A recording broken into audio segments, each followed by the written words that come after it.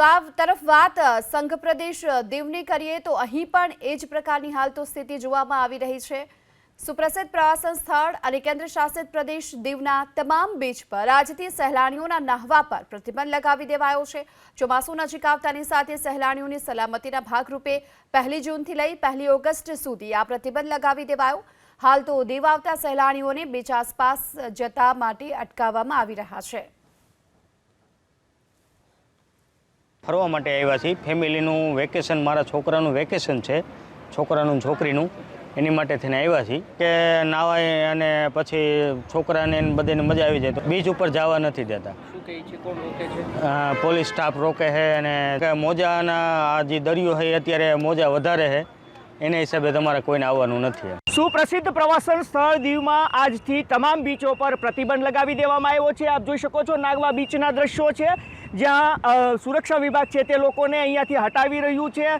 Collector દ્વારા જાહેરનામું બહાર પાડવામાં આવ્યું છે અને આ વિસ્તારને પ્રતિબંધિત કરવામાં આવ્યો છે। મતલબ કે ચોમાસામાં 3 મહિના સુધી આ દરિયામાં કરંટ હોય છે અને કરંટના કારણે આ દરિયામાં જોરદાર મોજા હોય છે, જેના કારણે કલેક્ટર દ્વારા ચોમાસાની સિઝનમાં મતલબ કે 1 જૂનથી પ્રતિબંધ લગાવી દેવામાં આવે છે। જોઈ શકાય છે આજે સુરક્ષા વિભાગના કર્મચારીઓ છે તે લોકોને અહીંયા પરથી હટાવી રહ્યા છે। વહેલી સવારથી જ આ જાહેરનામું છે તેનો અમલવારી છે તે અહીંયા પર થઈ રહી હોય તેવું લાગી રહ્યું છે। પોલીસ છે તે અહીંયા પર તૈનાત કરી દેવામાં આવી છે।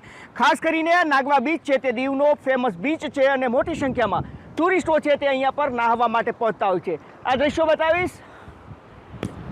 બેનર મારવામાં આવ્યા છે આ બીચ પર કે નાહવા પર પ્રતિબંધ છે। ખાસ કરીને મોન્સૂનમાં આ જે 3 મહિના હોય છે ત્યાં કલેક્ટર છે તે જાહેરનામું દીવના તમામ બીચો છે આ બીચોમાં નાહવા પર પ્રતિબંધ છે, દરિયા કિનારા ઉપર જવા પર પ્રતિબંધ છે। અનેક વખત અહીંયા પર એવી દુર્ઘટનાઓ બની છે, જ્યારે ચોમાસાની સિઝન હોય છે ત્યારે દરિયો ગાંડો તૂર બનતો હોય છે અને પ્રવાસીઓ છે તે અજાણ હોય છે, જેના કારણે અનેક એવી દુર્ઘટનાઓ બની છે અને તેના કારણે જ આ દીવના તમામ બીચો પર પ્રતિબંધ લગાવી દેવામાં આવ્યો છે। જો કે આ બીચોનો પ્રતિબંધ છે તે ઓગસ્ટના અંતમાં હટાવાશે।